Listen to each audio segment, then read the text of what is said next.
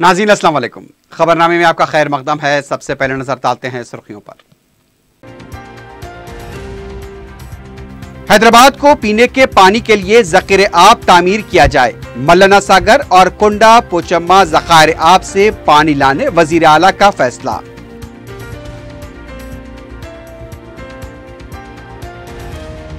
इरम मंजिल और सेक्रेटेरिएट को अदालत के फैसले तक मुनहदम न किया जाए, हुकूमत को हाईकोर्ट की हिदायत। महकमा जात की मुंतकली का आगाज, बीआर के भवन में वजीर आला और चीफ सेक्रेटरी का दफ्तर।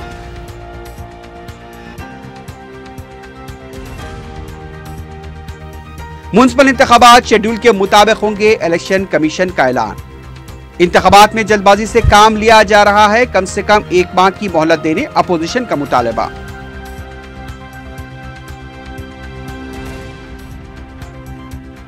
हैदराबाद से हज परवाजें 26 जुलाई को आगाज। हज हाउस में आजमीन को दरकार सहूलतों की फराहमी, वजीर बहबूद की सदारत में जायजा इजलास। और ससुराल वालों की मुबैना हरासानी से तंग आकर तालीम याफ्ता खातून की खुदकुशी, मुतवफ़िया का शौहर पुलिस तहवील में।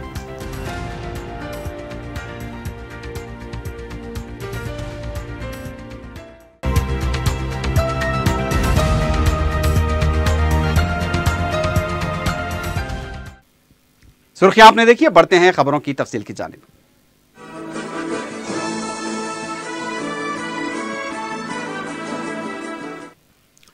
वजीर आला के चंद्रशेखर राव ने हैदराबाद शहर में पीने के पानी के मसले को खत्म करने के लिए ज़ख़ीरे आब तामीर करने की ओहदेदारों को हिदायत दी है।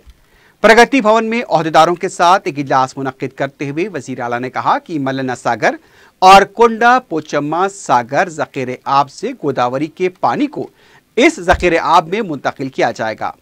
मुजव्वज़ा ज़ख़ीरे आब को वक्तन फ़ौक़तन सैराब किया जाना चाहिए। केसीआर ने कहा कि इस ज़ख़ीरे आब से अवाम को पानी फराहम करने के लिए पाइपलाइन के कामों का तख़मीना तैयार किया जाए। उन्होंने कहा कि आउटर रिंग रोड के इलाके में हर घर को नल का कनेक्शन दिया जाना चाहिए। वज़ीर आला ने बताया कि इस वक्त गोदावरी और कृष्णा का पानी काफ़ी दूर से हैदराबाद लाया जा रहा है। इसके बावजूद यहाँ के अवाम की ज़रूरियात को पूरा नहीं किया जा रहा, इसलिए कालेश्वरम प्रोजेक्ट से मल्लना सागर और कुंडा पोचम्मा सागर ज़ख़ायर आब को पानी लाया जा रहा है। वहाँ से 10% पानी हैदराबाद शहर को पीने के लिए फराहम किया जा रहा है। इसके लिए केशावरम के पास एक ज़ख़ीरे आब और वाटर ट्रीटमेंट प्लांट तामीर किया जाए। इजलास में शहर से ताल्लुक़ रखने वाले वज़रा और अरकान मुक़न्नना के अलावा हुकूमत के मुशीर आला राजीव शर्मा, बलदी नज़्म-ओ-नस्क़ के सेक्रेटरी अरविंद कुमार और कमिश्नर बल्दिया दाना किशोर के अलावा दूसरे ओहदेदार भी मौजूद थे।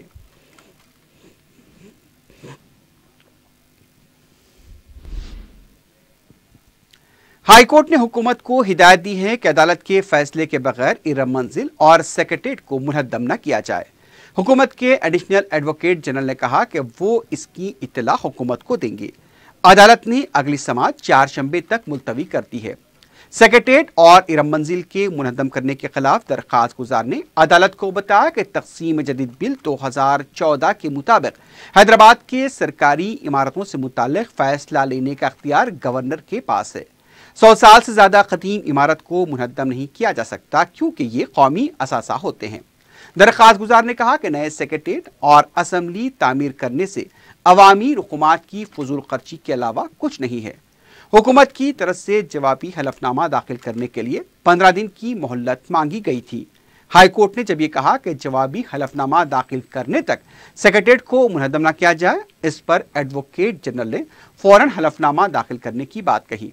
इसके बाद अदालत ने अगली समाअत 4 शंबे तक के लिए मुलतवी कर दी है।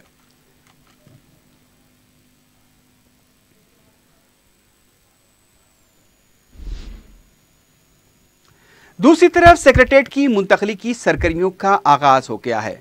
मुख्तलिफ महकमाजात में सामान को मुंतकिल करने की तैयारियां शुरू हो चुकी हैं। जीएडी को बीआर के भवन मुंतकिल किया जाएगा। सेक्रेटेरिएट को एक ही जगह पर मुंतकिल करने के मुतालबे पर हुकूमत गौर कर रही है। ज़राए के मुताबिक बीआर के भवन की 8वीं और 9वीं मंजिल पर वज़ीर आला का दफ्तर चीफ सेक्रेटरी की पेशी होगी। महकमे जंगलात को आर्यन भवन मुंतकिल किया जाएगा। इमारत व शवारे और आबपाशी महकमे को इरम मंजिल ENC भवन जलसुधा मुंतकिल किया जाएगा। इसके अलावा दीगर महकमेजात को आदर्श नगर MLA क्वार्टर्स में मुंतकिल किए जाने का इम्कान है। आर्जी तौर पर 15 क्वार्टर्स को महकमेजात के कामकाज के लिए इस्तेमाल किया जाएगा।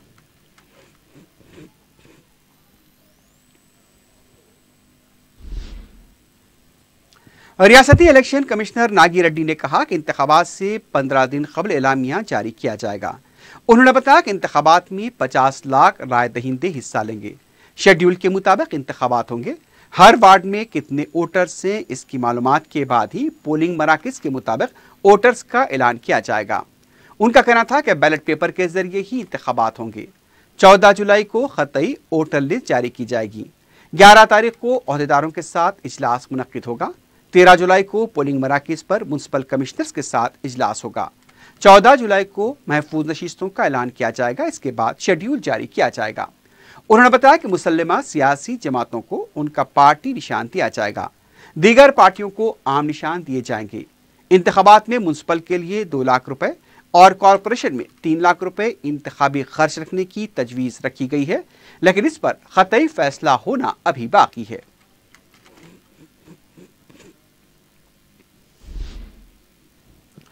म्युनिसिपल इंतखाबात में हुकूमत जल्दबाजी से काम ले रही है। इंतखाबात के लिए कम से कम 1 माह का वक्त देने का अपोजिशन जमातों ने मुतालबा किया है। इन कायदीन का कहना था कि इंतखाबात के लिए कम से कम 1 माह का वक्त दिया जाता है। हुक्मरान जमात अपने तौर पर पूरी तैयारी करते हुए इंतखाबात मुनक्किद करवा रही है। इलेक्शन कमीशन के साथ हुए कुल जमाती इजलास के बाद मीडिया से बात करते हुए कांग्रेस के शशिधर रेड्डी ने कहा कि हुकूमत ने अदालत को बताया था कि इंतखाबात के लिए 119 दिन का वक्त दिया जाना चाहिए, लेकिन अब हुकूमत सिर्फ 15 दिन के अंदर इंतखाबात करवाना चाहती है। तेलुगु देशम के चंद्रशेखर रेड्डी ने कहा कि हमको कोई उम्मीद नहीं है कि इलेक्शन कमीशन हमारे मुतालबे को कबूल करेगी। उन्होंने कहा कि हुकूमत इंतखाबात ताखीर से करवाने की अपनी गलती को छुपाने के लिए इलेक्शन कमीशन को सामने रख चुकी है। बीजेपी, CPI, CPM के कायदीन का कहना था कि अगर हुकूमत इंतखाबात करवाना चाहती है तो फिर फर्जी तौर पर इजलास तलब करने की क्या जरूरत।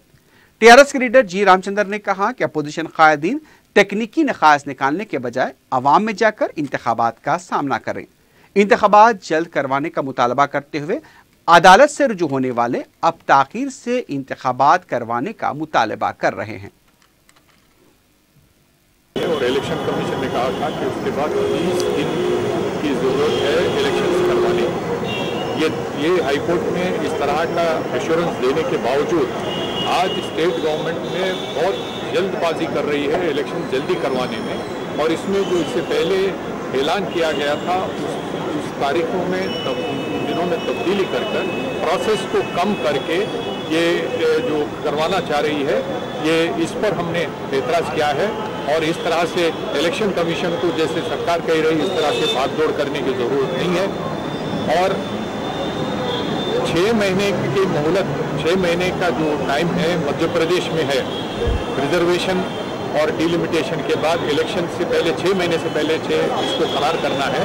यहाँ के स्टेट के कानून में इस तरह की गुंजाइश नहीं है, लेकिन हम इलेक्शन कमीशन से ये डिमांड करते हैं कि ज़्यादा से ज़्यादा वक्त पॉलिटिकल पार्टीज़ को दिया जाना चाहिए रिजर्वेशन और डिलिमिटेशन के बाद, ताकि लोगों को ये मालूम होगा, पार्टीज़ को ये मालूम होगा कि कौन सी कॉन्स्टिट्यूंसी, कौन सी वार्ड रिजर्वेशन में है और किस तरह के कैंडिडेट्स को चुना है। TRS के कारगुजार सदर KT रामाराव ने कहा है कि रुकनियत साजी के लिए सोशल मीडिया का भरपूर इस्तेमाल किया जाए। रुकनियत साजी मुहिम के सिलसिले में KTR ने पार्टी के सीनियर कायदीन, अरकान मुकर्रना और प्रोग्राम के इंचार्ज कायदीन से टेली कॉन्फ्रेंस के जरिए मालूमात हासिल की। KTR ने कहा कि त्यौहार के माहौल में रुकनियत साजी मुहिम चल रही है। म्युनिसिपल इंतखाबात के पेश नज़र शहरी इलाकों पर खास तवज्जो दी जाए। उनका कहना था कि पार्टी की रुकनियत साजी मुहिम से नौजवानों में जोश व खरोश दिखाई देता है। KTR ने कहा कि घर घर जाकर रुकनियत साजी की जाए, पार्टी में हर तबके के अफराद को शामिल करें। इसके लिए सोशल मीडिया का इस्तेमाल करते हुए रुकनियत साजी की जाए। ऑनलाइन रुकनियत साजी भी होनी चाहिए। उन्होंने कहा कि हर असम्बली हल्के से 50,000 रुकन बनाने के निशाने को वक्त के अंदर मुकम्मल करें। KTR ने कहा कि अब तक हुई रुकनियत साजी की किताबें पार्टी को वापस की जाएं। KTR ने कहा कि पार्टी की महाजी तंजीमों को भी इस प्रोग्राम में सरगर्म होना चाहिए। मुकामी केबल टीवी, व्हाट्सएप का भी इस्तेमाल किया जाए।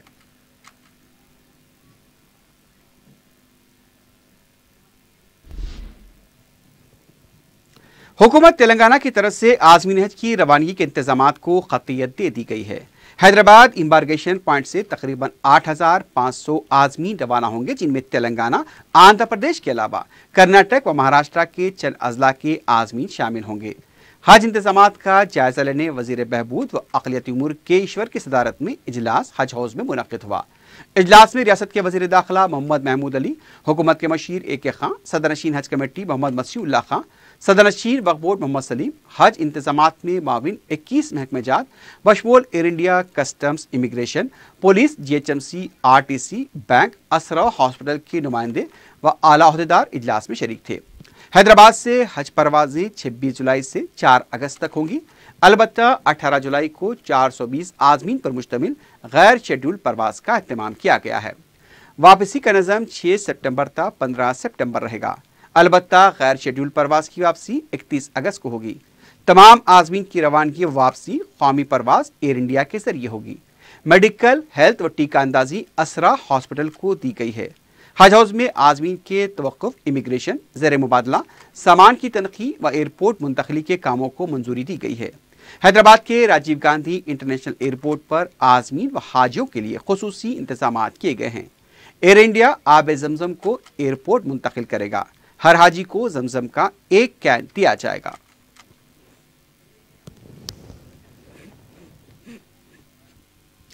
कांग्रेस लीडर जी नारायण रेड्डी ने कहा कि तेलंगाना में वायएसआर की यादगार तामीर होनी चाहिए। मीडिया से बात करते हुए उन्होंने कहा कि वायएसआर एक मशहूर लीडर थे, आने वाली नस्लों को उनकी तारीख से वाकिफ कराना जरूरी है। उन्होंने कहा कि KCR से वो मुतालबा करते हैं कि वायएसआर का यादगार बनाने के लिए इक़दाम करें। इस मामले में जगन मोहन रेड्डी भी KCR से बात करें।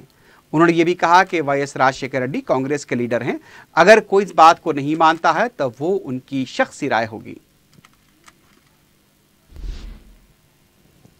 दूसरी तरफ तेलंगाना कांग्रेस के नायब सदर M रवि ने कहा कि मुफ्त बरकी, कर्ज माफी और कई फलाही कामों के काम YS राजशेखर रेड्डी ने अंजाम दिए। मीडिया से बात करते हुए उनका कहना था कि कांग्रेस के दौरे हुकूमत में गरीब तलबा की फीस बाज अदायगी की जाती थी। तालीम और रोजगार के मामले को राजशेखर रेड्डी ने हमेशा अहमियत दी थी। राजशेखर रेड्डी अवाम के दिलों में रहने वाले कायद थे।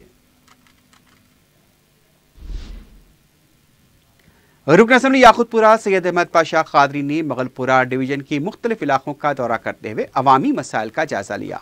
मीडिया से बात करते हुए सैयद अहमद पाशा कादरी ने बताया कि अवाम की तरफ से मौसूला शिकायत का जायजा लेने के लिए दौरा किया गया है। ड्रेनेज लाइन, मेल होल्स की तामीर और ट्रांसफार्मर के अलावा दूसरे कामों की निशानदही की गई है। जल्द ही इन कामों को मुकम्मल किया जाएगा। इस मौके पर नुमाइंदा कॉरपोरेटर अबू राहिल के अलावा पार्टी के सरगर्म कारकुनान भी मौजूद थे। असेंबली हल्के के बद्दी डिवीज़न मुगलपुरा इलाके में तालाब कट्टा मुराद महल के एरिए में सिलमान डायरी उसके अतराफ की गलियों में बद्दी भर्ती आफरसानी और दिलदारों के साथ दौरा किया गया। आज से चंद दिन सब यहाँ के लोगों ने मुझे बुलाकर कुछ मसाइल बताए थे, उसकी निशानदेही की थी। चुनांचे आज इंजीनियरों की मौजूदगी में कामों की निशानदेही की गई। इंशाअल्लाह यहाँ का ड्रेनेज की एक लाइन को मंजूर कराना है और उसके साथ साथ जितना ड्रेनेज का काम होगा वहाँ पर रोड के लिए कुछ मेनहोल के प्रपोजल है, मेनहोल बनाने के कैच पिट बनाने के, उसको भी इंजीनियर को लिखा दिया गया है। और बल्कि ट्रांसफार्मर जो यहाँ के करीब में के इलाके में परसों जल गया था, मोबाइल ट्रांसफार्मर रखे उसको परमानेंट ट्रांसफार्मर वहाँ नस्ब करने के लिए इंजीनियर को पाबंद किया गया। इंशाल्लाह कल ही एक खसूसी तौर पर वाल बना के कल ही वहाँ ट्रांसफार्मर नस्ब कर दिया गया। रुकन असम्बली कारवान कौसर महिउद्दीन ने बलदिया के जोनल कमिश्नर मुशर्रफ फारूकी के साथ जायजा इजलास मुनक्किद किया, जिसमें बलदिया के ओहदेदारों के अलावा मजलिसी कॉरपोरेटर्स ने शिरकत की। इस मौके पर मुख्तलिफ इलाकों में डेयर फार्म्स, नानानगर, निजाम कॉलोनी के अलावा दूसरे इलाकों के ज़ेर अल्तवा कामों पर बात की गई। अलावाजी कौसर महिउद्दीन ने बलदिया के ओहदेदारों को हल्का असम्बली कारवान के तमाम इलाकों में नाकारा LED लाइट्स को भी तब्दील करने की हिदायत दी। मुशर्रफ फारूकी ने तयक़ुन दिया कि मज़कूरा कामों को जल्द से जल्द मुकम्मल किया जाएगा। विजयनगर कॉलोनी के अक़लियती अक़ामती स्कूल में 30 से ज्यादा बच्चे समेत ग़िज़ा से मुतासिर हुए, जिन्हें नीलोफर हॉस्पिटल मुंतकिल किया गया। ज़राए के मुताबिक स्कूल में खाना खाने के बाद तलबा को क़य होने लगी और उनकी तबीयत बिगड़ गई। नीलोफर के सुपरिटेंडेंट के मुताबिक मुतासरा बच्चों की उम्रें 10 से 15 साल के दरमियान थी। दवाखाने में उन्हें ग्लूकोज चढ़ाया गया और दवाएं दी गई। बच्चों की हालत अब मुस्तहकम बताई गई है, लेकिन सरपरस्तों को काफ़ी परेशान देखा गया। उनका कहना था कि इससे पहले भी ऐसी ही लापरवाही बरती गई थी, जिसकी वजह से बच्चों की सेहत मुतासिर हो रही है। पकवान के मामले में अक़ामत स्कूल्स में लापरवाही की शिकायत मिलती रही हैं, लेकिन साबिक़ में जिस तरह के वाक़यात पेश आए थे, उसके बावजूद भी गलतियों को सुधारने की कोशिश नहीं की गई। वज़ीर दाखिला मोहम्मद महमूद अली, वज़ीर बहबूद के ईश्वर और रुकन असम्बली जाफर हुसैन मेराद ने नीलोफर हॉस्पिटल पहुंचकर मुतासरा बच्चों की इयादत की और डॉक्टर्स को उनकी सेहत और इलाज पर खुसूसी तवज्जो देने की हिदायत दी। वज़ीर दाखिला महमूद अली ने इस मौके पर कहा कि इतवार को बच्चे अपने घरों को जाते हैं और मुमकिन है कि घरों में खाने की वजह से भी तबीयत बिगड़ सकती है।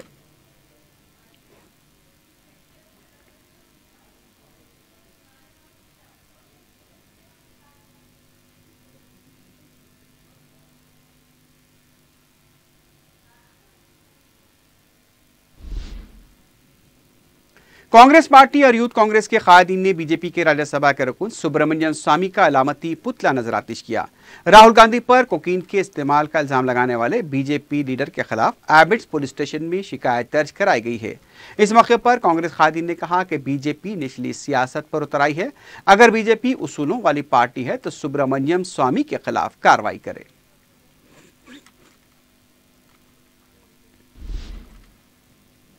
शहर को सरसब्जो शादाब बनाने की मुहिम के तहत जू पार्क में शजरकारी की गई।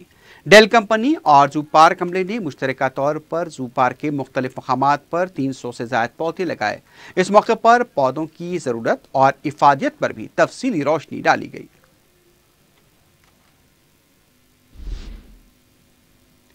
डीजीपी महेंद्र रेड्डी ने इतवार की रात पंजागोट्टा पुलिस स्टेशन का अचानक मुआयना किया। डीजीपी ने पुलिस स्टेशन की कारकर्दगी से मुताल्लिक भी तफसीलात हासिल की।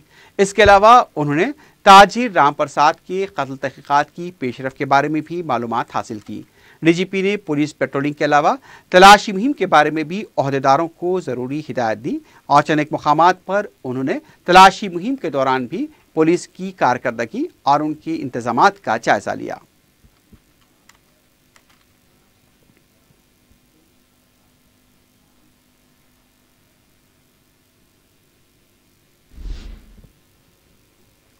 ससुराल वालों की मुबैना हरासानी से एक तालीम याफ्ता शादीशुदा खातून ने खुदकुशी कर ली। तफसीलात के मुताबिक संगारेड्डी के रहने वाली 22 साला अमरीन बेगम की शादी किशनबाग कोटे रेड्डीगुड़े के रहने वाले मोहम्मद रफीकुद्दीन के साथ 3 मार्च 2019 को अंजाम पाई थी। अमरीन बेगम बीटेक कामयाब थी। तालीम याफ्ता होने की वजह से वो मोबाइल पर चैटिंग किया करती थी।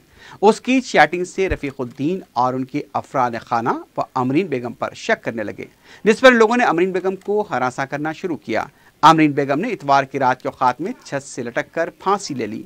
अमरीन के वालिद मोहम्मद गौस को इसकी इत्तला यूं दी गई कि अमरीन की तबीयत खराब है। मोहम्मद गौस के हैदराबाद आने तक अमरीन बेगम को दवाखाना मुंतकिल कर दिया गया था, जहां डॉक्टर्स ने उन्हें मुर्दा करार दिया। मुतवफ़िया अमरीन बेगम के वालिद गौस ने बताया कि उनकी दुख्तर ने बीटेक तक तालीम हासिल की और वो अपनी सहेलियों के साथ चैटिंग किया करती थी, लेकिन शक का इलाज हकीम लुकमान के पास भी नहीं था, जिसकी वजह से अमरीन बेगम की जान चली गई। बहादुरपुरा पुलिस ने केस दर्ज करते हुए शौहर रफीक को हिरासत में ले लिया है और उससे पूछताछ जारी है। रिश्तेदारों की हरासानी की वजह से नई शादीशुदा खवातीन की जान चली जाती है या फिर उनकी जिंदगी आजीवन बन जाती है। रफीक को अगर अपनी बीवी पर शक था तो वो अमरीन से बात करके इस मसले का हल निकाल सकता था, लेकिन वो और उनके अफराद खानदान ने अमरीन को हरासानी का निशाना बनाया, जिसकी वजह से एक इंसानी जान तलफ हो गई।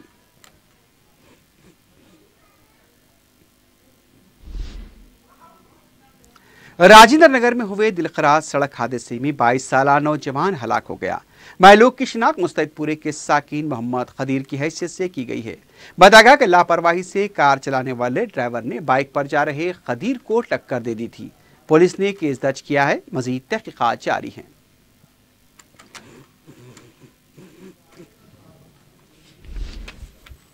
आखिर में सुर्खियों पर एक बार फिर नजर डालते हैं। हैदराबाद को पीने के पानी के लिए ज़ख़ीरे आब तामीर किया जाए। मल्लना सागर और कुंडा पोचम्मा ज़ख़ायर आब से पानी लाने वज़ीर आला का फैसला।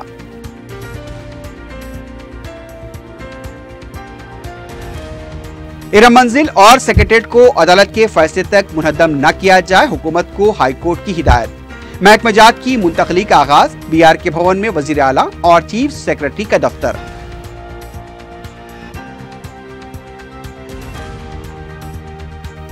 म्युनिसिपल इंतखाबात शेड्यूल के मुताबिक होंगे, इलेक्शन कमीशन का ऐलान। इंतखाबात में जल्दबाजी से काम लिया जा रहा है, कम से कम एक माह की मोहलत देने अपोजिशन का मुतालबा।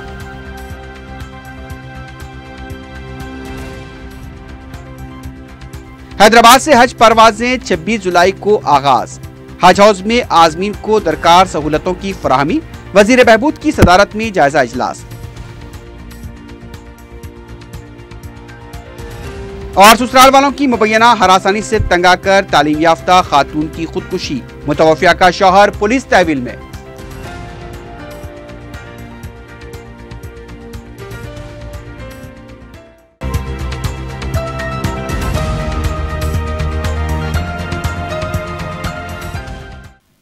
इसी के साथ ही खबरनामा ख़िताम को पहुंचता है। अल्लाह हाफ़िज़।